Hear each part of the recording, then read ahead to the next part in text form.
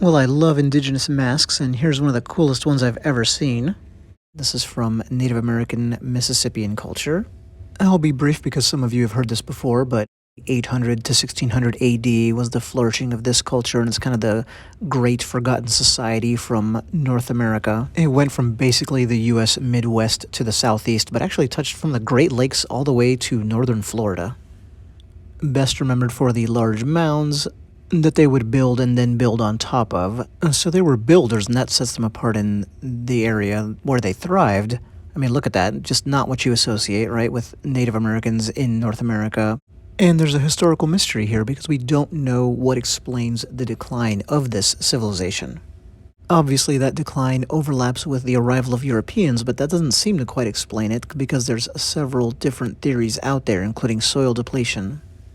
Something more ecological. Now, the diseases brought in by the newcomers certainly couldn't have helped, but these city-states were not overrun directly the way that Aztec and Inca ones were. So let's go back to our awesome mask. One of the reasons it looks so cool is because of the design, but another reason is because it's decaying. That, however, is also the reason that we don't get to see a lot of stuff like this. Carved stone masks, for instance, are going to last a lot longer, so we're going to have a lot more existing specimens. And that's why a lot of the African masks I show on this channel are way more recent than this one here. They've just had less time to rot. This thing here, by the way, is made out of cedar. That's the type of wood, and the only other material used is shell. We are really lucky we still have this thing. In searching for comparable examples, I pretty much couldn't find any. Like, this individual specimen is the only one that keeps coming up. And that is not what usually happens when I'm researching one of these videos, even with an ancient wooden artifact. Age-wise, this one here is estimated to be from circa 1200 AD. Close to 1,000 years old, and since we don't know exactly when it was made, maybe it is already 1,000 years old.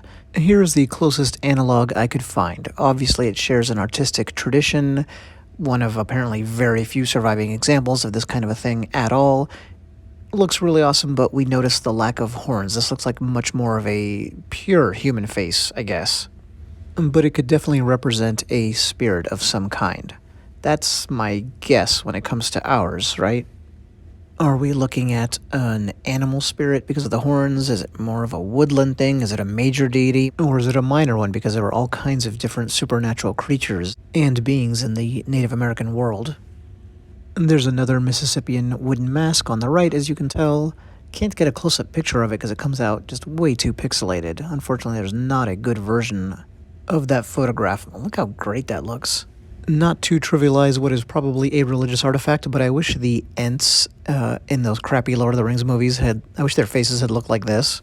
I might have been able to take them seriously if they had. So anyway, here's a face from the what we call now the northwestern United States. So completely different tradition, but just interesting as a little piece of comparison. And this one's very colorful, and that's why I included it, in part to remind us, whenever you look at something really old, you have to ask yourself, was this painted once upon a time? So with the Mississippian masks, I think that's a definite possibility. So, you know, we always look at like marble statues and don't think that they ever had any color, but they sometimes did. Here's the profile. Lets us know that this thing was probably not actually worn. The depth is pretty deceptive when you look at it from the front. One thing you might have noticed, but I'll point it out anyway, is that the shell is now missing from the two earlobes, so unfortunately that disappeared at some point.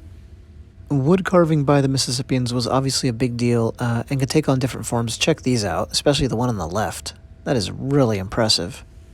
It's so different, I think, from the typical wooden totem expectation that you would have.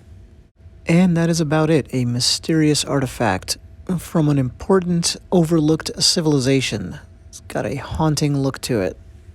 I have seen a lot of African and Native American masks, always love them. This is one of my favorites.